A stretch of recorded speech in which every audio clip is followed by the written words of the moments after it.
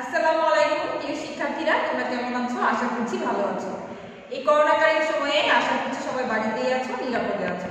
আমি হেনা মিস তোমাদের online class নিয়ে আবার তোমাদের সামনে হাজির হলাম। তো বরাবরের মতো আজকেও আমরা উৎপাদন ব্যবস্থাপনা বিপণন ক্লাস অংশগ্রহণ করব। তো আজকে উৎপাদন ব্যবস্থাপনা বিপণনের প্রথম পত্রের দ্বিতীয় অধ্যায়ের উপর আলোচনা করব। আজকে প্রথম পত্রের দ্বিতীয় যে অধ্যায়টি সেটি হচ্ছে উৎপাদনের উপকরণ। এখন উৎপাদনের উপকরণটা কি সেটা তোমাদের আগে জানতে হবে। উৎপাদনের উপকরণটা আসলে কি? আমরা কোনো কিছু তৈরি করার জন্য যে যে বিষয়বস্তু আমাদের সাথে সম্পৃক্ত সেটি হচ্ছে উপকরণ। মনে করো তুমি রুটি বানাতে চাচ্ছ, সেক্ষেত্রে তোমার রুটি বানাতে গিয়ে কি লাগবে? আটা লাগবে, পানি লাগবে, লবণ লাগবে, তোমার রুটি ভাজার জন্য একটি তাওয়া লাগবে, তারপর হচ্ছে গ্যাস লাগবে বা আগুন যেটাকে বলি।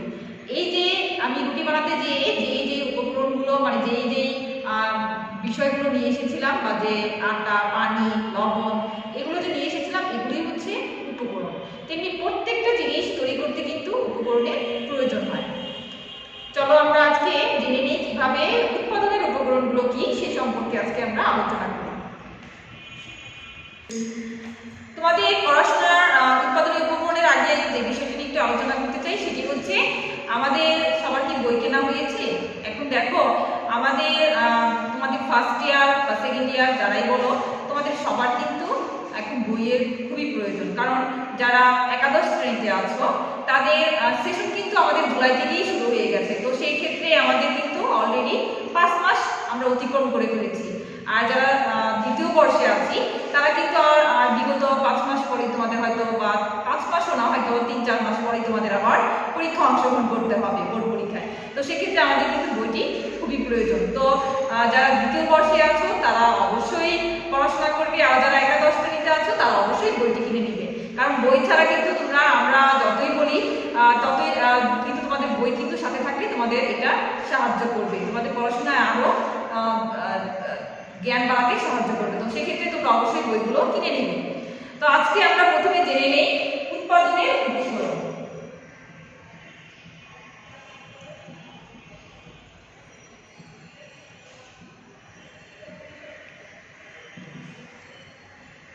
দেখো উৎপাদনের উপকরণ আসলে মানুষ কোনো কিছু সৃষ্টি বা ধ্বংস করতে পারে না, শুধু একটা আকৃতি থেকে আরেকটা আকৃতি পরিবর্তন করতে পারে। তাছাড়া কোনো কিছু সে কিন্তু সৃষ্টি বা ধ্বংস করে না, শুধুমাত্র আকার আকৃতি পরিবর্তন করে। যেমন গাছ থেকে কাঠ থেকে ফার্নিচার, যে চেয়ার টেবিল, তারপর হচ্ছে খাট, এগুলো তো মানুষ জাস্ট আকৃতি পরিবর্তন করেছে, কিন্তু মূলত এটা কিন্তু প্রকৃতি প্রদত্ত থেকেই মানুষ এই আকৃতিগুলো তৈরি করে থাকে। তো উৎপাদনের উপকরণ বিষয়টিও তাই, যে উৎপাদনের সাথে সম্পৃক্ত বা উৎপাদন করতে গিয়ে যে সকল প্রয়োজনীয় জিনিসপত্র উৎপাদনের সাথে সম্পৃক্ত সেটি হচ্ছে উৎপাদনের উপকরণ। মূলত উৎপাদন করতে গিয়ে যে সকল উপাদান নিয়ে আসা হয় সেটা হচ্ছে উৎপাদনের উপকরণ। যেমন আমরা বলতে পারি ভূমি, শ্রম, মূলধন, সংগঠন। এখানে উৎপাদন করতে গিয়ে ভূমি লাগবে, মূলধন লাগবে, সংগঠন লাগবে, শ্রম লাগবে। এই যে এই উপাদানগুলো বা এই উপকরণগুলো এগুলি হচ্ছে উৎপাদনের উপকরণ। তাহলে আমরা উৎপাদনের উপকরণের সংজ্ঞাটা বলতে পারি যে উৎপাদনের উপকরণ হচ্ছে উৎপাদন করতে গিয়ে কোনো যে সকল সামগ্রী বা যে সকল উপকরণ নিয়ে আসা হয় সেটাই হচ্ছে উৎপাদনের উপকরণ। তো এখন দেখো এই উৎপাদনের উপকরণের কিছু উপাদান রয়েছে। সেই উৎপাদনের উপাদানগুলো কি আমরা সেটা জেনে নিই।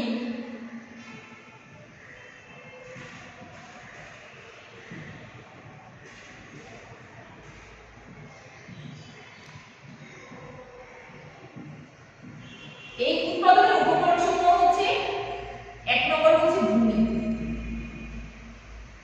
2 হচ্ছে শ্রম, 3 হচ্ছে মূলধন, 4 হচ্ছে সংগঠন। এটা আমাদের জ্ঞানমূলক প্রশ্ন এসে থাকে যে উৎপাদনের উপাদান সমূহ বা উপকরণ সমূহ কি বা কয়টি। তাহলে আমরা জেনে নিলাম যে উৎপাদনের উপকরণ সমূহ হচ্ছে 4টি। উৎপাদনের উপকরণ সমূহ হচ্ছে 4টি।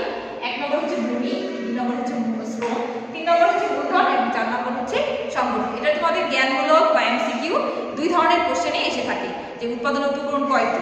তো অপশন দিয়ে একটা অপশন দিয়ে দিল 2, 3, 4 এরকম দিয়ে দিল, তখন আমরা যদি না জানি তাহলে সেক্ষেত্রে আমরা দিতে পারবো না। তো আমাদের জেনে নিলাম উৎপাদনের উপকরণ হচ্ছে কি 4টি: ভূমি, শ্রম, মূলধন, সংগঠন।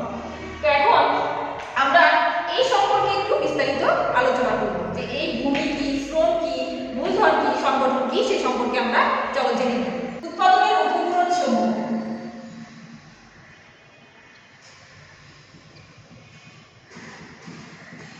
উৎপাদনের উপকরণ সমূহ।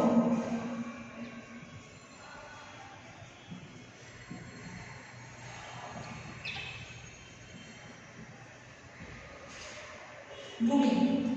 এখন ভূমি বলতে আসলে পৃথিবীর উপরিভাগকে বোঝায়, কিন্তু মার্কেটিং এর ভাষায় ভূমি বলতে আসলে অন্য কিছু বোঝায়। এখন উৎপাদনের উপকরণের প্রথম উপাদান হচ্ছে ভূমি। তুমি কোনো জায়গায় ব্যবসা শুরু করবে, তোমার ভূমির প্রয়োজন। তুমি এক জায়গায় থাকবে, তোমার ভূমির প্রয়োজন। তুমি খেলাধুলা করবে, তোমার একটা জায়গার প্রয়োজন। এই যে আমাদের প্রতিটি কাজের সাথে কিন্তু ভূমি জড়িত, কারণ কোনো কিছু ভূমি ছাড়া হচ্ছে না। আমি এখানে যে পাঠদান করছি, এখানেও কিন্তু একটা যে কলেজ হয়েছে সেটাও কিন্তু একটা ভূমির উপরে। তেমনি তুমি কোনো জায়গায় থাকবে, বসবাস করবে, সেখানে একটা ভূমির প্রয়োজন। তুমি খেলাধুলা করবে, তোমার ভূমির প্রয়োজন। তুমি কোনো ব্যবসা বাণিজ্য করবে, সেখানেও ভূমির প্রয়োজন। তাই এই ভূমি হচ্ছে একটা প্রাচীন এবং আদিম এবং অবক্ষয়, যার কোনো ক্ষয় নেই। এই ভূমিটি হচ্ছে প্রাকৃতিকভাবেই আল্লাহ প্রদত্ত সৃষ্টি, এটা আসলে ধ্বংস করা যায় না। কারণ দেখো, এটা পৃথিবীর শুরুর পর থেকেই যতটুকু ছিল ঠিক ততটুকু এখনো বিরাজমান আছে। এটা কিন্তু কমেও যায়নি, আবার বেড়েও যায়নি। এটা যতটুকু আল্লাহ সৃষ্টি করেছে ঠিক ততটুকুই রয়েছে। এটা হচ্ছে একটা প্রাকৃতিক উপাদান এবং উৎপাদনের উপকরণে হচ্ছে এটা প্রথম উপাদান। এখন আমরা যেই কিছু করি না কেন, যে আমরা বলতেছি যে উৎপাদন করি, এই উৎপাদন করতে গিয়ে কিন্তু আমাদেরকে প্রথমে ভূমি দরকার। কারণ আমি যাই উৎপাদন করি না কেন, প্রথমে আমাকে একটি ভূমির প্রয়োজন। কারণ এই ভূমি ছাড়া আমার কোনো কিছু উৎপাদন করা সম্ভব নয়। কারণ দেখো, আমি কৃষক জমি চাষ করবে বা ধান উৎপাদন করবে, সেক্ষেত্রে তাকে অবশ্যই একটা জমির প্রয়োজন, কারণ সে একটা ভূমিতেই তার ধানগুলো চাষ করবে। এখন ভূমি ছাড়া কিন্তু সে কোনো কিছু উৎপাদন করতে পারবে না। কাজেই এই ভূমি হচ্ছে আদিম এবং অবক্ষয়, যার কোনো ক্ষয় নেই। এটা আদিকাল থেকে আছে এবং এখনো আছে এবং ভবিষ্যতেও থাকবে। এটা আদিম এবং অবক্ষয় এবং এটার কোনো ক্ষয় নেই। এটা এখন পর্যন্ত আছে এবং ভবিষ্যতেও থাকবে। এখন দেখো, এই ভূমিকে আমরা কি করছি?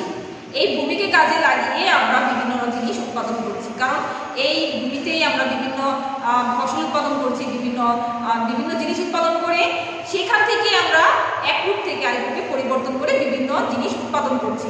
এখন দেখো, এই ভূমিকে কিন্তু এখন মানুষ সৃষ্টি বা ধ্বংস করে না, কিন্তু এটার কিন্তু আমরা নষ্ট করে ফেলছি। দেখা যায় আমরা অনেক সময় গাছপালা কেটে এই ভূমিকে বসবাসযোগ্য করার জন্য আরও বাড়িঘর তৈরি করছি, কিন্তু এই ভূমি কিন্তু ঠিকই তার অবস্থানে রয়েছে। কিন্তু আমরা কি করতে পারি? আমরা বরং এর ক্ষয় রোধ করতে পারি। যেমন দেখা যায় নদী নালা ভেঙে মানুষ বসতির জন্য মানুষ কি করছে, আবার নতুন করে বসতি স্থাপন করছে। এই যে আমরা এই ভূমিকে কি করছি, দিনে দিনে আমরা এটার উর্বরতা শক্তি নষ্ট করে দিচ্ছি। কিন্তু ভূমি কিন্তু ঠিকই তার অবস্থানে রয়েছে। কিন্তু আমরা দেখা যায় কি, ভূমি বলেছি যে এর কোনো ক্ষয় নেই, আসলে ক্ষয় নেই, কিন্তু এটার আমরা কি করছি, আমরা এর উর্বরতা শক্তি কমিয়ে ফেলছি। দেখা যায় একই জমিতে বারবার চাষ করে এর উর্বরা শক্তি কমে যায়, তখন এটা উর্বরা শক্তি কমে যাওয়ার কারণে আমরা আবার পুনরায় ফসল উৎপাদন করতে পারছি না। কিন্তু এই ভূমি হচ্ছে কি উৎপাদনের প্রথম উপাদান, তাই এই ভূমি ছাড়া কোনো কিছুই চিন্তা করা যায় না। তো আমাদের জ্ঞানমূলক প্রশ্ন থাকে ভূমি কি, তখন আমরা মূলত এভাবে লিখব, ভূমি পৃথিবীর উপরভাগকেই ভূমি বোঝায় না। আসলে ভূমি বলতে এখানে সকল কিছুকেই বোঝায়, বৃষ্টিপাত, জলবায়ু, আবহাওয়া, তারপর হচ্ছে সকল কিছুই হচ্ছে ভূমির অন্তর্ভুক্ত। তাহলে আমরা কেউ প্রশ্ন থাকে ব্যাখ্যা করো যে ভূমি আদিম ও অবক্ষয়, বা অনেক সময় দেওয়া থাকে ভূমি সৃষ্টি বা ধ্বংস করা যায় না, ব্যাখ্যা করো। এই ধরনের জ্ঞানমূলক কোশ্চেনগুলো আমাদের আসে এবং বোর্ডেও আসে, তোমরা লক্ষ্য করলে দেখতে পাবে। তো আমরা জেনে নিলাম ভূমি কি। এবার জানবো উৎপাদনের দ্বিতীয় উপাদান শ্রম। শ্রম বলতে মানুষের শারীরিক ও মানসিক দুই শ্রমকেই বোঝায়, যেটা হোক শারীরিক বা মানসিক, এবং এই শ্রমটা হচ্ছে উৎপাদনের দ্বিতীয় উপকরণ বা দ্বিতীয় উপাদান। এখন আমি তো আগেই বলেছি যে প্রথম উপাদান হচ্ছে ভূমি, এবং ভূমি ছাড়া কিছু করা যায় না, কিন্তু শ্রমও হচ্ছে দ্বিতীয় উপাদান। এখন আমার ভূমি আছে, কিন্তু মূলধন আছে, সংগঠন আছে, বাট শ্রমিক নেই। আমি শ্রমিক ছাড়া কি কোনো কিছু উৎপাদন করতে পারবো? অবশ্যই না, কারণ আমার কোনো কিছু উৎপাদন করতে গেলে অবশ্যই শ্রমিক লাগবে, আর শ্রমিকরা তাদের শ্রম দিয়ে বিভিন্ন জিনিস উৎপাদন করে থাকে।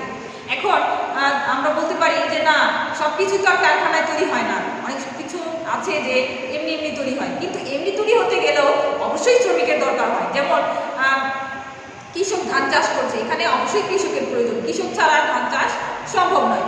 তেমনি প্রত্যেকটা জিনিস তৈরির ক্ষেত্রে অবশ্যই শ্রম প্রয়োজন। এখন এই শ্রমটা হয় শারীরিক বা মানসিক। এই শ্রমটা দুই ধরনের হয়ে থাকে, একটি হচ্ছে শারীরিক আর একটি হচ্ছে মানসিক। যেটা শারীরিক পরিশ্রম করে কোনো কিছু উৎপাদন করা হয় সেটা হচ্ছে শারীরিক শ্রম, আর যেটা মানসিকভাবে যে শ্রমটা দেওয়া হয় সেটা হচ্ছে মানসিক শ্রম।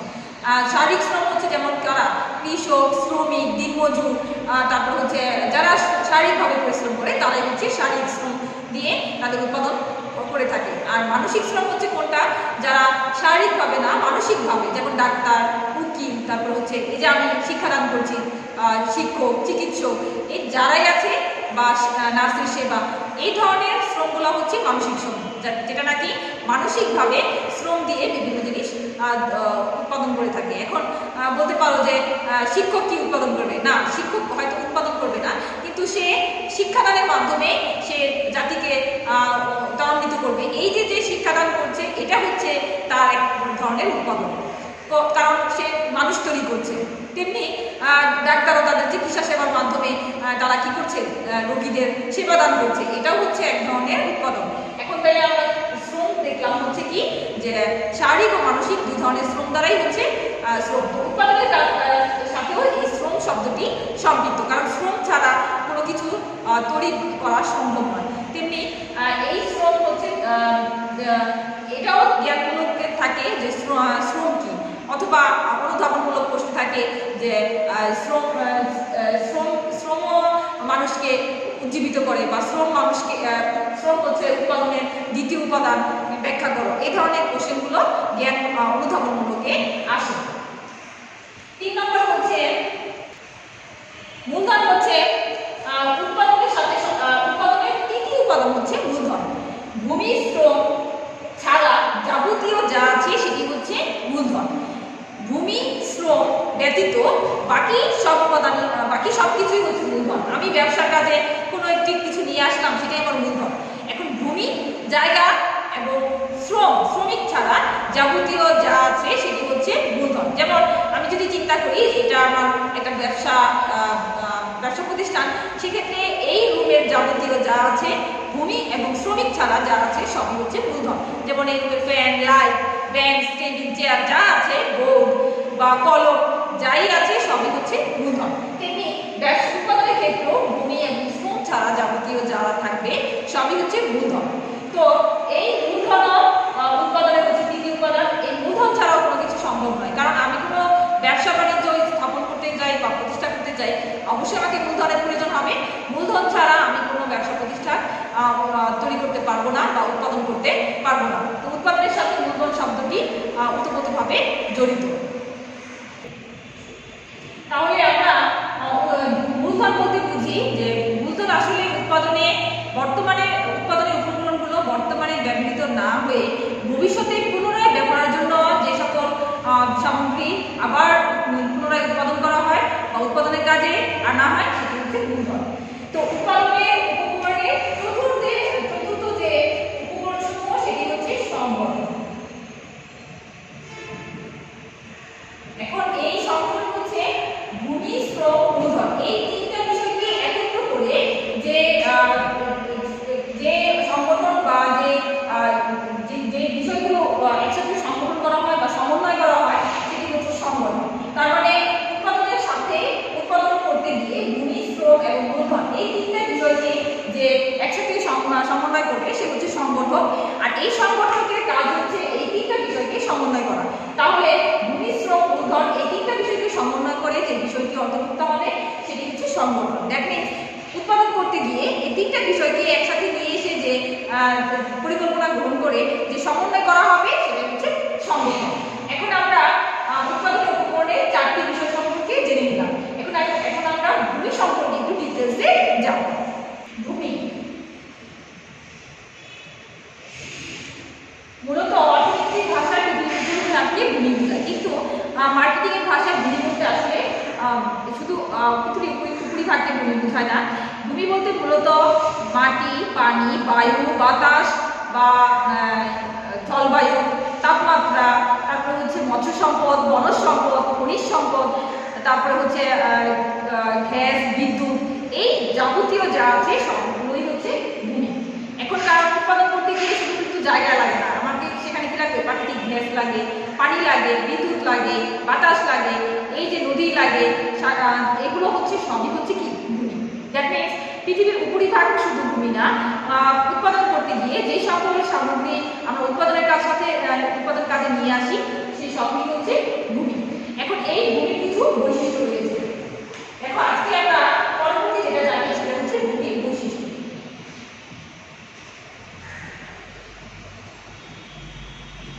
এখন আমি বলেছিলাম যে শুধু মাটি বলতেই ভূমিকে বোঝাচ্ছে না, ভূমি বলতে সবকিছুই বোঝাচ্ছে, মৎস্য সম্পদ, বনজ সম্পদ, খনিজ সম্পদ, সবকিছুই ভূমি। এখন এই ভূমির বৈশিষ্ট্যগুলো কি সে সম্পর্কে জানলে আমরা আরো ক্লিয়ার হয়ে যাব। প্রথমে হচ্ছে ভূমির বৈশিষ্ট্য হচ্ছে ভূমি প্রকৃতির দান।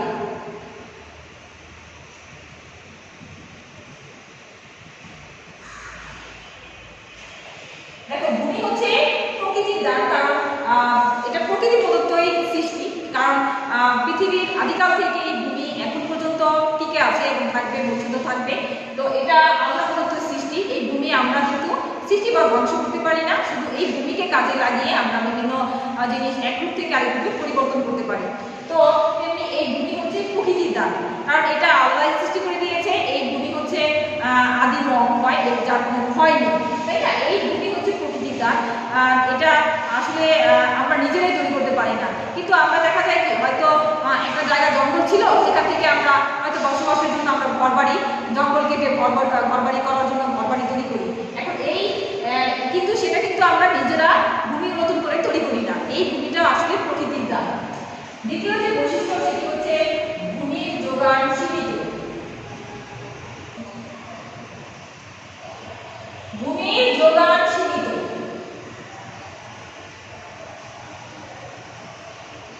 এই ভূমির যোগান সীমিত কথাটির অর্থ হচ্ছে ভূমি যতটুকু ছিল ঠিক ততটুকুই আছে, নতুন করে এক্সট্রা ভাবে আরো তৈরি হবে না বা এর থেকে কমেও যাবে না। দেখো একটা জিনিস চিন্তা করো, পৃথিবীর শুরুর পর থেকে ভূমি যতটুকু ছিল এখন পর্যন্ত ঠিক ততটুকুই রয়েছে, এর কিন্তু বৃদ্ধিও পায়নি বা কমেও যায়নি। এই জন্য এটা বলা হয়েছে ভূমির যোগান সীমিত। মানে আমি যতটুকু জায়গা ঠিক ততটুকুই রয়েছে, এই ফিক্সড করাই আছে, এর কোনো বাড়তি বা কমতি নেই। কিন্তু আমরা দেখা যায় বসবাসের জন্য আমরা কি করি, হয়তো একটু বাড়িয়ে নেই, কমিয়ে নেই, কিন্তু এর যোগান হচ্ছে কি সীমিত। তৃতীয় যে সেটি হচ্ছে ভূমি বিভিন্ন প্রকৃতির হয়।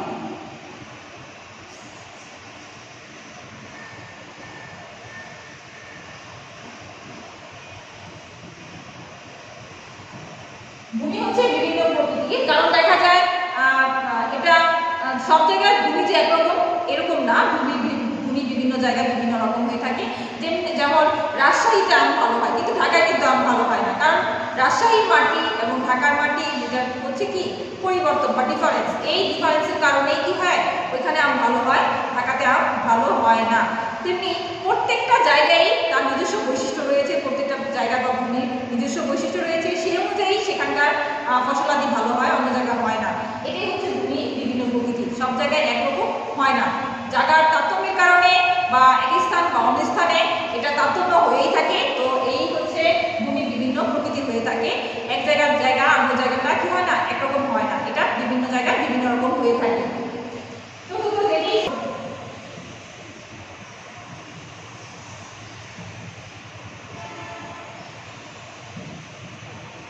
ভূমি অস্থানান্তর যোগ্যতা, মানে ভূমি স্থানান্তর করা যায় না।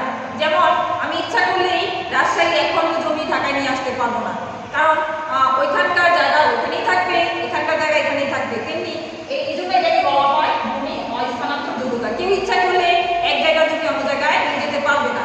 আমরা যেমন একটা পণ্য অন্য জায়গায় পরিবহনের মাধ্যমে নিয়ে আসি, তেমনি ভূমিকে আনা যায় না। এটা যেখানেই থাকে ঠিক সেখানেই থাকে, এই জন্য এটা হচ্ছে অস্থানান্তর যোগ্যতা, মানে এটা স্থানান্তর করা যায় না। পঞ্চম যেটি সেটি হচ্ছে অবিনশ্বর।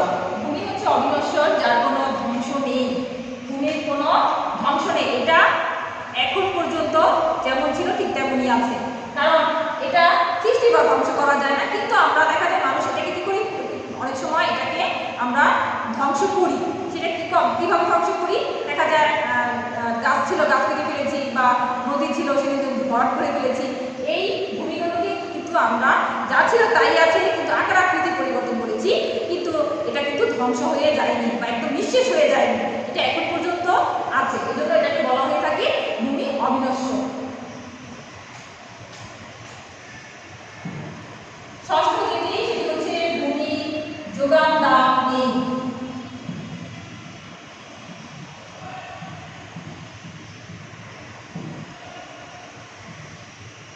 ভূমির যোগান দাম নেই। পৃথিবীর একমাত্র একটি সম্পদ যে ভূমি, এর কোনো যোগান দাম নেই। যেমন প্রাকৃতিক গ্যাস, সেটাও জন্য কি করতে হয়, গ্যাসকে উত্তোলন করার জন্য বিভিন্ন খরচ হয় এবং সেটা ব্যবহারের জন্য খরচ হয়ে থাকে।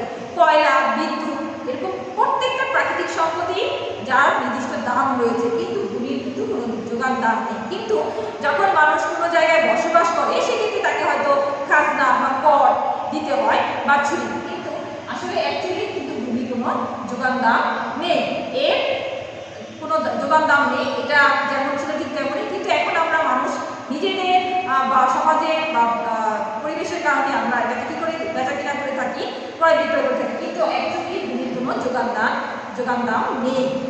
তাহলে আমরা জেনে নিলাম যে ভূমির এগুলো হচ্ছে ভূমির বৈশিষ্ট্য। যখনই আমরা এই জিনিসগুলো পরিলক্ষিত করবো, তখন আমরা বুঝে নিব সেটা হচ্ছে ভূমি। এখন এই ভূমি সম্পর্কে আমাদের বিভিন্ন কোশ্চেন এসে থাকে, সেই সম্পর্কে তোমাদের আমি একটু আলোচনা করব। কারণ এই আমাদের যেহেতু জ্ঞানগুলো অনুধাবন, এই সৃজনশীল প্রশ্নে 4টা প্রশ্ন থাকে, তো সেক্ষেত্রে 4টা অংশে কিন্তু ডিটেলস থাকে না, সরাসরি কোশ্চেন থাকে না। কিন্তু যেটা জ্ঞানমূলক এবং অনুধাবনে সরাসরি প্রশ্ন থাকে, সেখানে এই ভূমি সম্পর্কে বিগত বছরগুলোতে কোশ্চেন এসেছিল এবং ভবিষ্যতেও আসবে। সেই সম্পর্কে আমরা জেনে নিই যে ভূমি সম্পর্কে কি কি ধরনের কোশ্চেনগুলো থাকে। যেমন কতে থাকে জ্ঞানমূলকে ভূমি কি ব্যাখ্যা, ভূমি কি এটা থাকে, বা উৎপাদনের উপকরণের প্রথম উপাদান কি, তাহলে আমরা উৎপাদনের উপকরণের প্রথম উপাদান হচ্ছে ভূমি। আর জ্ঞানমূলকে যে প্রশ্নগুলো থাকে সেই সম্পর্কে তোমাদের আলোচনা করছি। যেমন থাকে ভূমি প্রকৃতির দাম ব্যাখ্যা করো, এটা থাকে, কমাই ঘরে কমা দিয়ে দেয়, ভূমি প্রকৃতির দাম ব্যাখ্যা করো, এটা থাকে। আবার এটাও থাকে ভূমির যোগান দাম, ভূমির যোগান সীমিত, এটা না, ভূমির যোগান দাম নেই, এটা থাকে যে ভূমির যোগান দাম নেই ব্যাখ্যা করো। ভূমি অবিনশ্বর ব্যাখ্যা করো, এটাও থাকে। ভূমি এটা এভাবে থাকে না, এটা থাকে ভূমি স্থানান্তর করা যায় না, ভূমি স্থানান্তর করা যায় না, ব্যাখ্যা করো।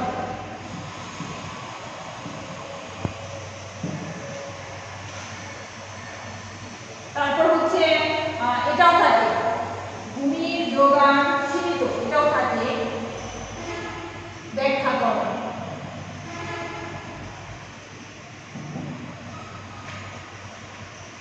আবার এটাও থাকে ভূমি আদি ও অক্ষয়,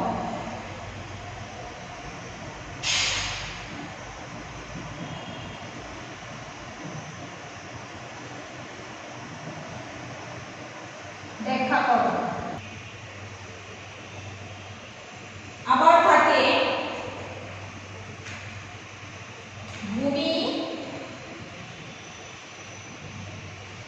উৎপাদনের মূল ভিত্তি,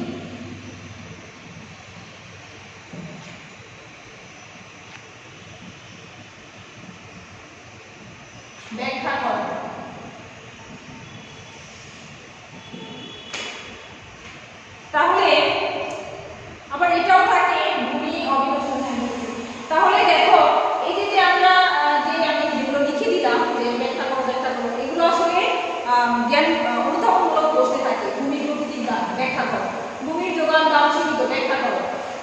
অবিনশ্বর ব্যাখ্যা করো। ভূমির যোগান দান নেই ব্যাখ্যা করো। ভূমি স্থানান্তর করা যায় না ব্যাখ্যা করো। ভূমি অবিন ও অক্ষয় ব্যাখ্যা করো। ভূমি উৎপাদনে ভূমিভিত্তি ব্যাখ্যা করো। তাহলে আমরা যদি এই ভূমি সম্পর্কে ডিটেলস জানি বা ভূমির বৈশিষ্ট্য সম্পর্কে জানি, তাহলে অবশ্যই আমরা ওই উদাহরণমূলক প্রশ্নগুলোর উত্তর দিতে পারবো। তো তোমরা আজকে ভূমি সম্পর্কে জানলে। আমরা উৎপাদনের যে উপকরণের 4টি বিষয়, ভূমি, শ্রম, মূলধন, সংগঠন, আমরা আজকে ভূমি সম্পর্কে আলোচনা করলাম এবং ডিটেলস জানলাম। আমরা আগামী ক্লাসগুলোতে বাকি যে উৎপাদনের উপকরণগুলো আছে, উপাদানগুলো আছে সেই সম্পর্কে আলোচনা করব। তো আজকে আমি আশা করছি তোমরা ক্লাসটি ভালোভাবে উপভোগ করেছো এবং বুঝতে পেরেছো, এবং আশা করছি বইতে পড়লে তোমরা আরো ভালোভাবে জানতে পারবে। তো তোমাদের আজকে টপ টিপস হচ্ছে